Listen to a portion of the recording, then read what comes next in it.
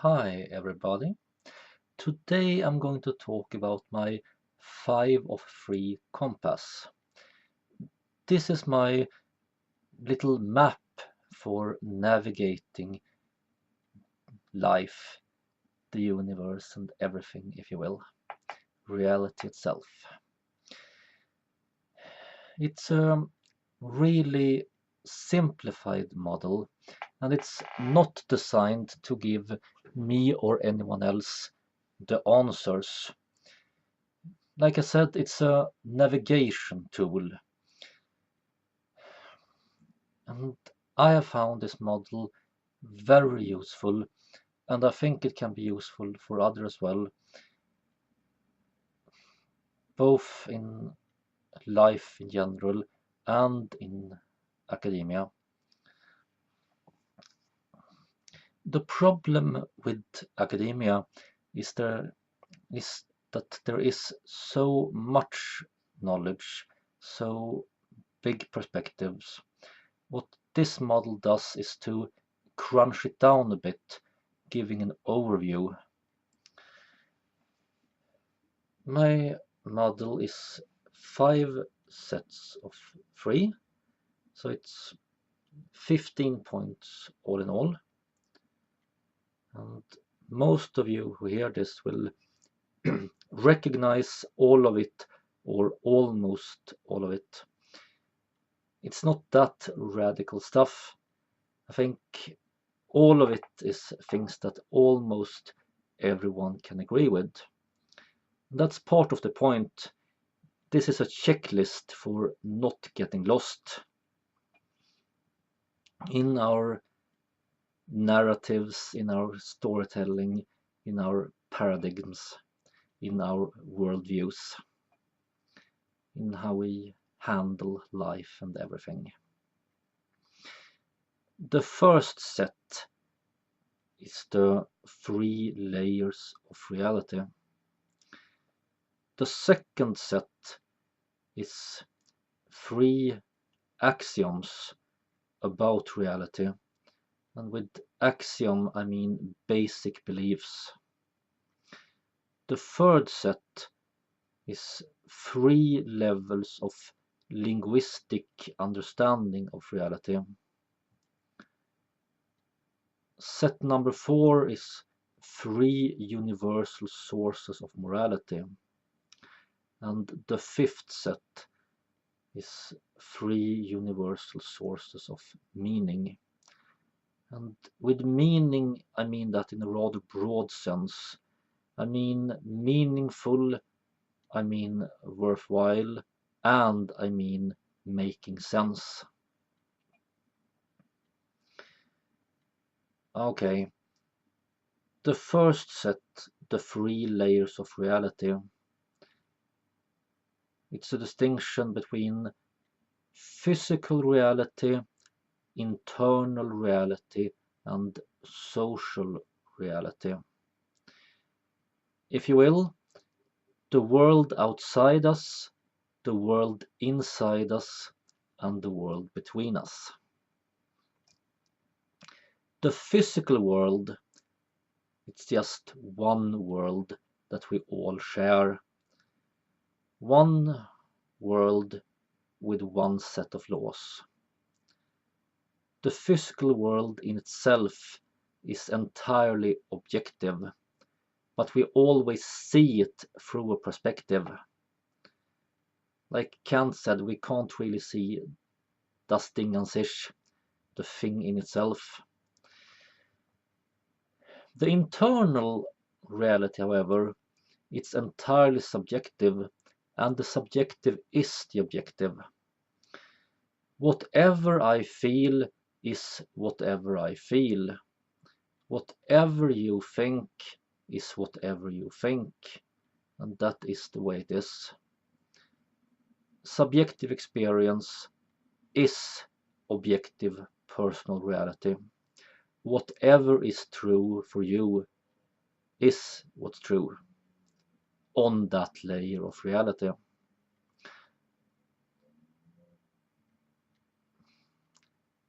Internal reality and social reality is very different from physical reality in the sense that it isn't just one.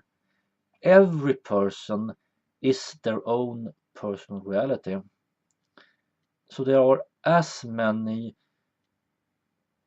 internal realities in mankind as there are human beings.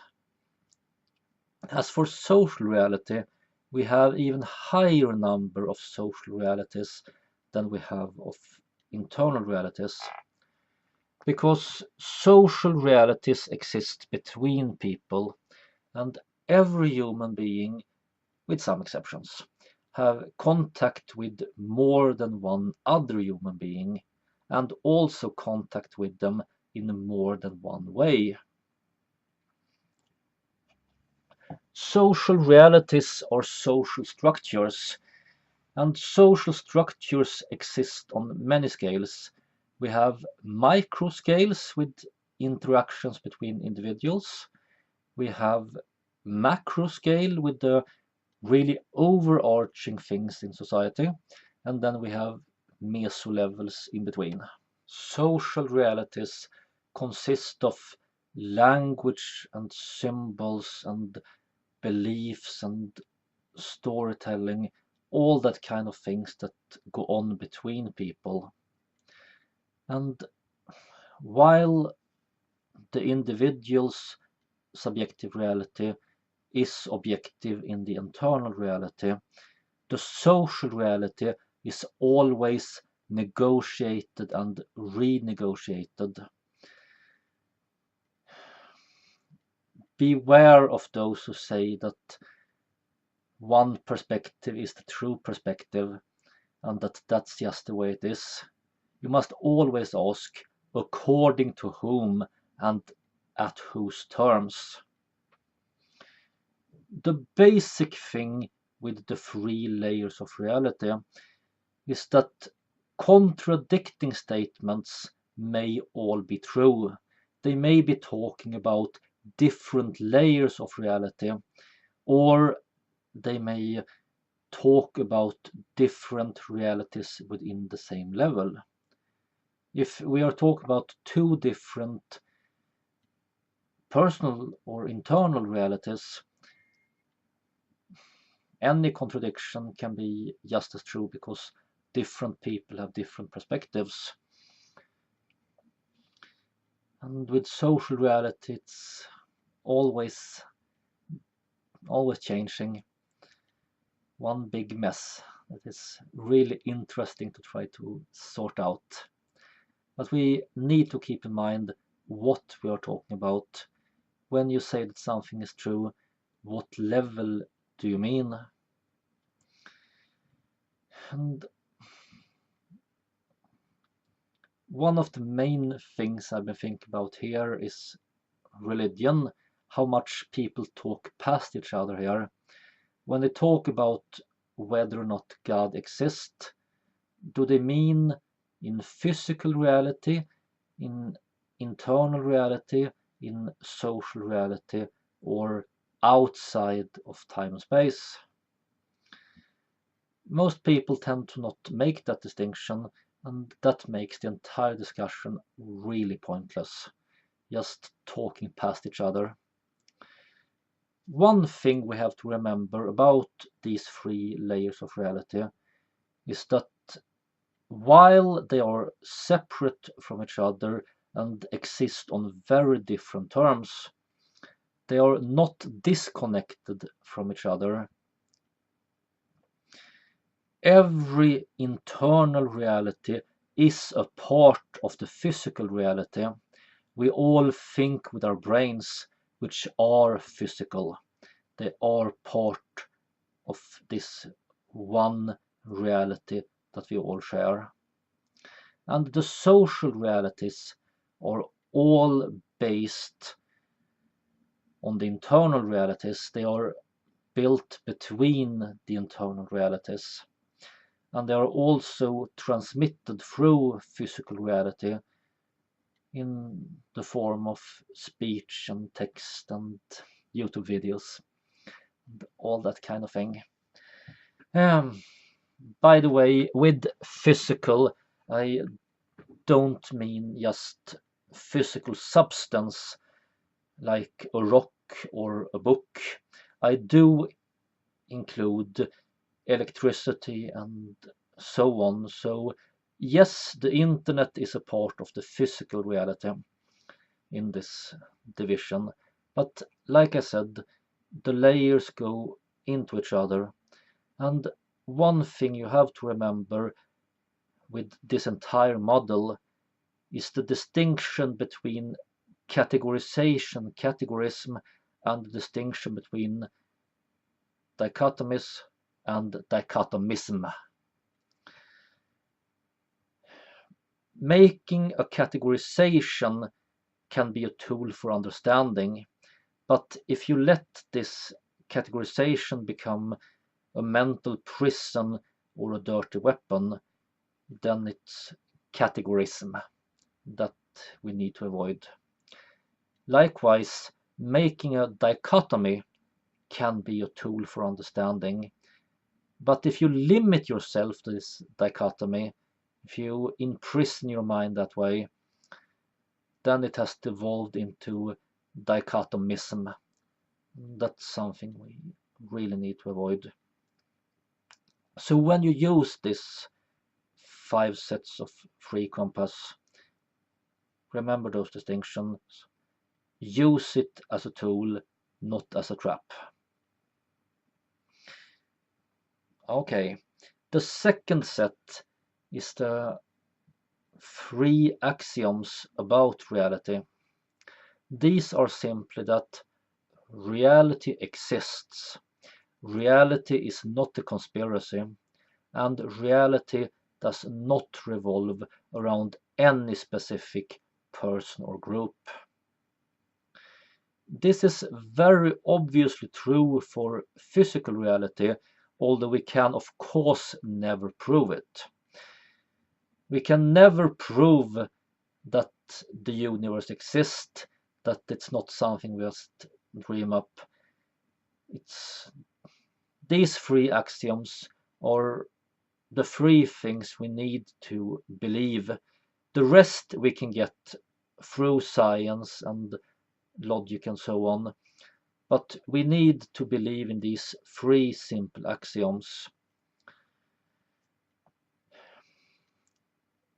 And when I say that it doesn't revolve around any specific person or group, I do mean all 3 layers of reality as such, but I don't mean the individual internal and social realities. One person's internal reality may very well revolve around him or another person, for example a lover or a cult leader. But this doesn't make internal reality as such revolve around that person. It's only this person's internal reality that does. And same thing with social reality. Almost everyone always spin social realities that do revolve around themselves and their own groups, but that is not all of social reality. That is only one small set of fragments.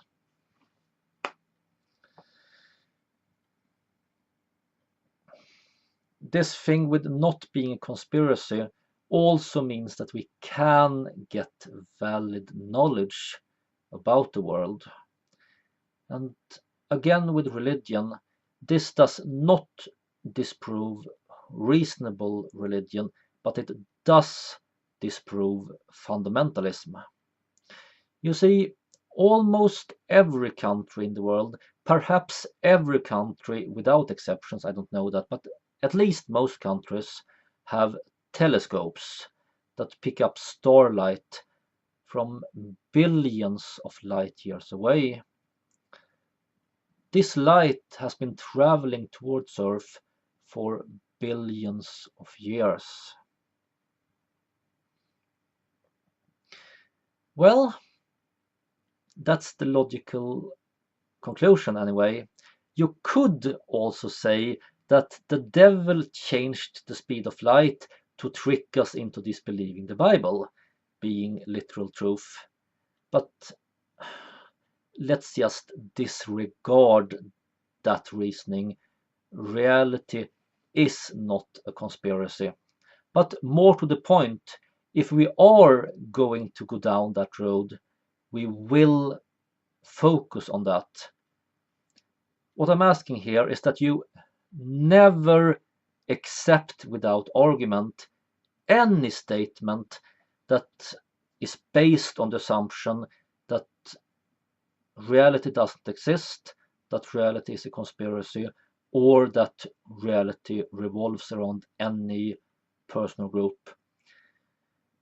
If someone say that the universe operates in a certain way because his father said so when he was a kid,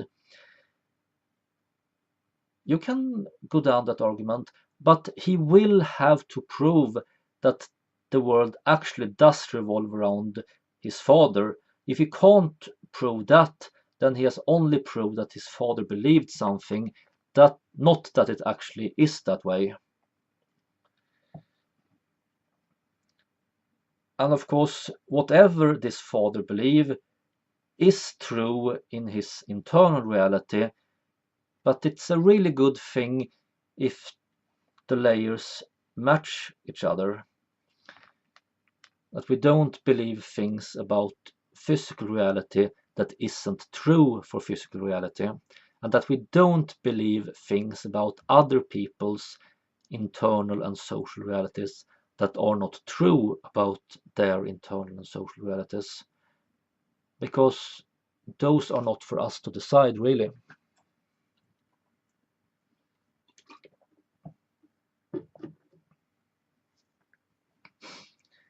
The third set is these three linguistic levels of understanding reality.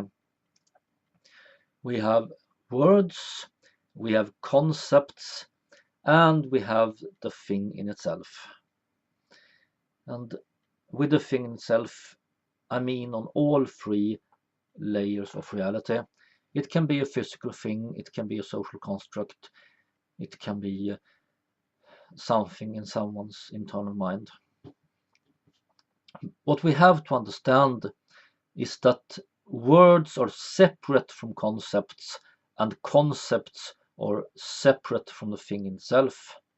Therefore, when we talk about things, our speech is actually twice removed from the thing we're talking about, and this makes it very easy to get lost.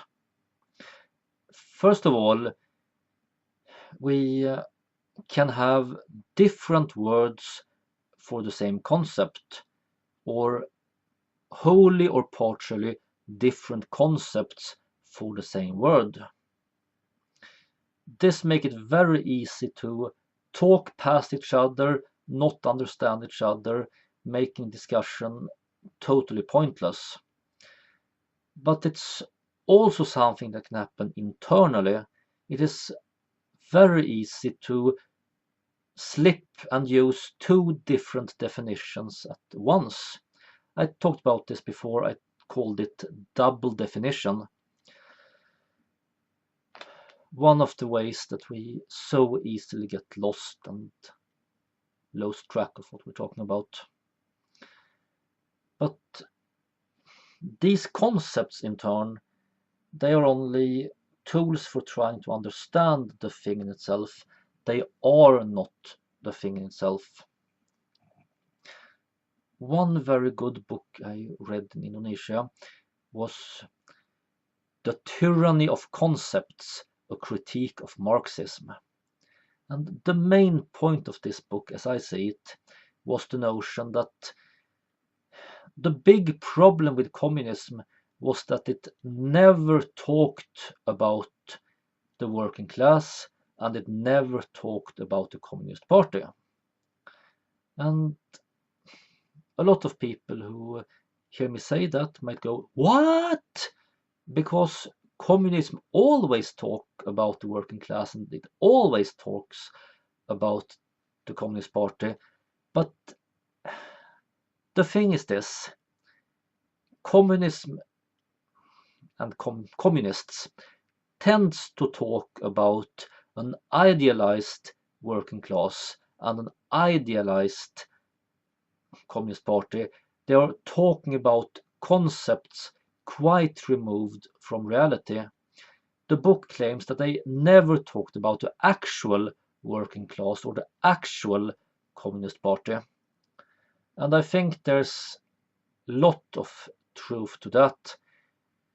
And of course, we can't make a concept that is the actual thing, but we can have different concepts that see things from different perspectives.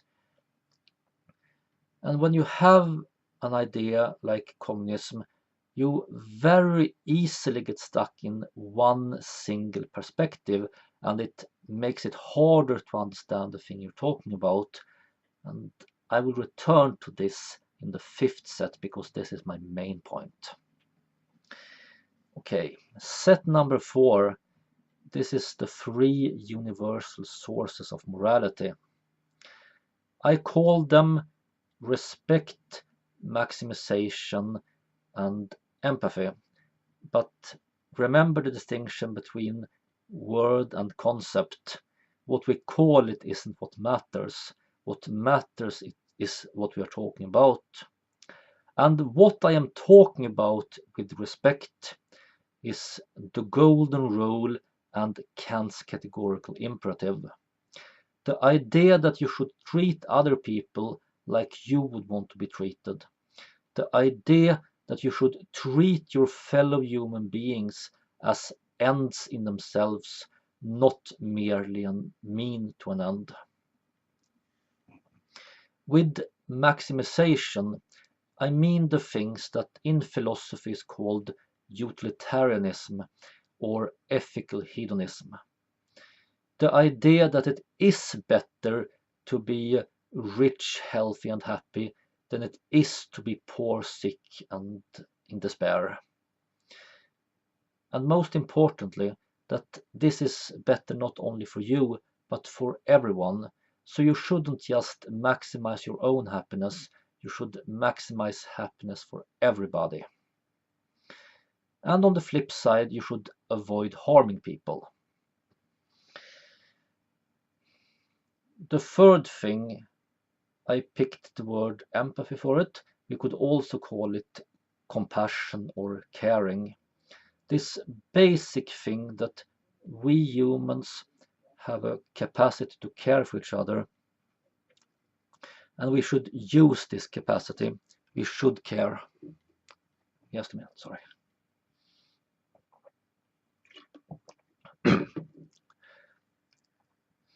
Throughout history, there have been many different ideas about morality, but they all go back to these 3 universal sources. They exist throughout history, throughout different cultures and religions, in different forms, of course, but the golden rule exists in almost all religions and philosophies. It's worded a bit differently, but maximization is also universal, often in the form of charity, that you should give to those who need it the most. That is the basic principle of utilitarianism. And same thing with compassion, love thy neighbor. It's not limited to one single religion or philosophy, it is in all of them. And this is something we must not lose track of.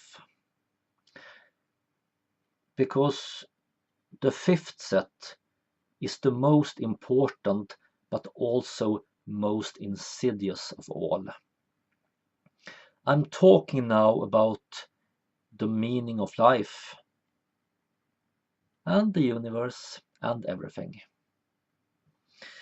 And like I said, I'm using the word meaning in a broad sense. I'm talking about things being meaningful. I'm talking about things being worthwhile.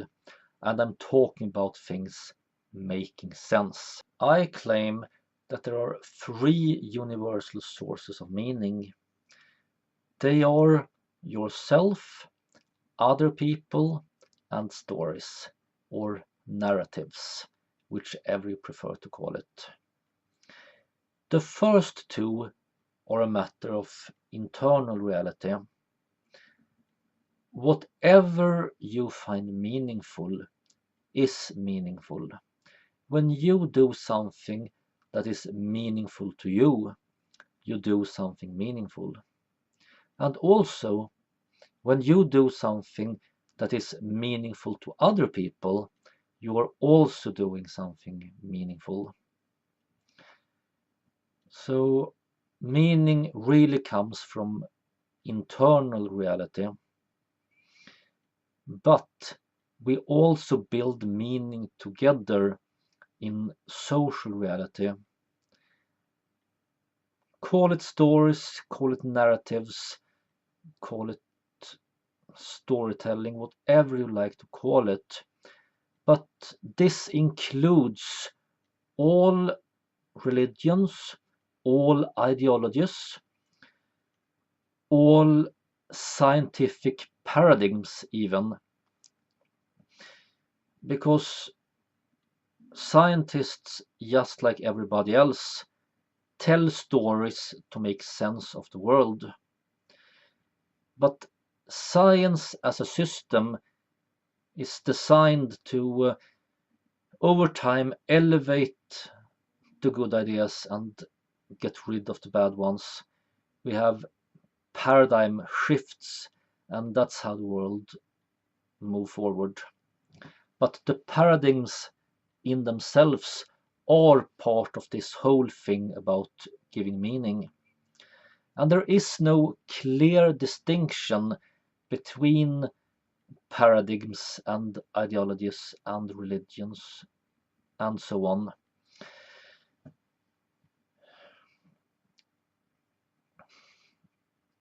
I used to make a distinction between the big stories and the small stories. And I pictured myself as being against the big stories as such. I was against religions and grand philosophies and ideologies and the overarching paradigms. I was never against science as such, but this thing with trying to make sense of everything through telling a story based on science, I found that not nearly as problematic as religion, but also problematic. But this have changed over the last few years. I've been I've been getting more I've been having a more favorable view of ideologies, even the really extreme ones, and religions. I never really disliked personal religion, but I did think, and I still think it's very dangerous, just like the ideologies and so on. But the big thing that changed was just a week ago or so. I realized that there is no inherent difference between the big stories and the small stories. We are always telling stories to ourselves and each other to make sense of the world, to build meaning together. And this is a good thing and it's unavoidable. But we need to make sure that we don't get lost. Narratives are very dangerous, they are very seductive. And the problem is when you lose track of reality. And this is what my compass is for. This is the point of my 5 sets of 3. That you can allow yourself to be swept away a bit into a really good story about your life and everybody else and what the whole thing is about. But don't lose track of the different parts of these 5 sets. Don't start believing that your internal reality is the physical reality, or that your story is everyone's social reality, because it's not. Different people have different perspectives, and we need to respect that to a point. We must not respect when a perspective becomes oppressive. And here again we have this model to see where the line goes, what lines should not be crossed. Many stories have heroes and villains in them, and this can be okay to a point, but it incites us to be unfair to each other. When we see someone as the villain, it's so easy to dehumanize and lose track of the 3 universal sources of morality.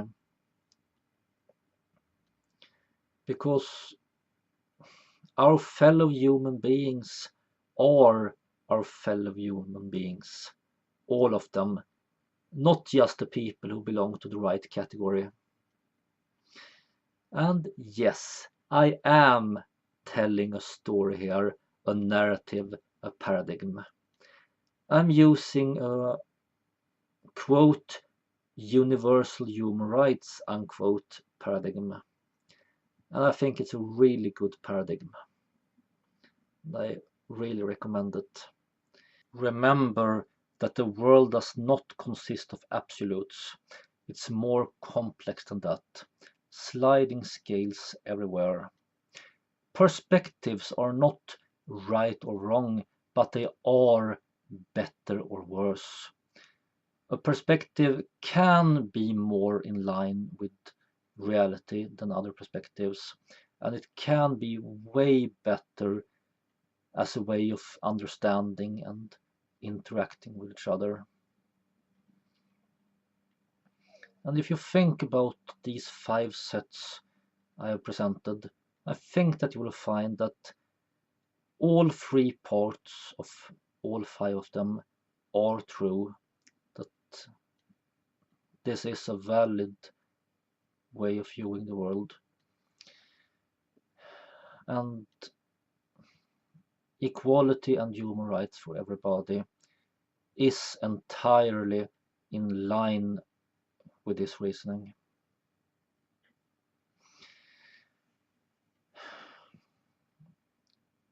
This model, I don't know how much of a work in progress it is anymore. You have seen most of it before in my previous works if you have followed my channel or my blog. But it feels rather finished now. I'm sure that there will still be some minor details to polish, but I would very much appreciate constructive feedback and questions. If anything is unclear or strange or whatever, don't be afraid to ask. And if there's something you think is problematic or whatever, do mention it. So that's all I have to say for now. Live long and prosper.